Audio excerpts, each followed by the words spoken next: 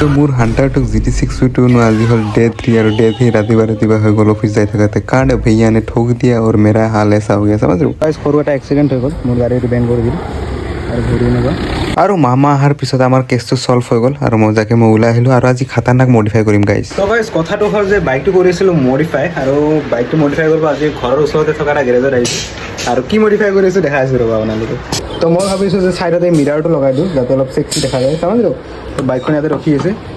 तो बाकी इंस्टॉल करूँ तो बाबू अपना फुल ताकत दिखाते हुए यहाँ पे मिरर फिटिंग करता हुआ और छोटा मोटा जो ये फाइनल लुक देख सकते हो आप लोग कतई जहर लेकिन नहीं किया भाई साहब मैं फाड़े लगी देई चुई लगी एक्सीडेंट होৱাৰ পিছত মোৰ ইণ্ডিকেটাৰটো উৰি আছে ওপৰ ফালে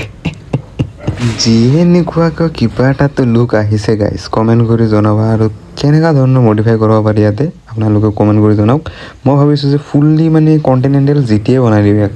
समझ रहे हो ना কিমান আৰু হাণ্টাৰ চালাই থাকিবি বাবা কম দামত কণ্টিনেণ্টেল জিটি বনাব লাগিব দে আৰু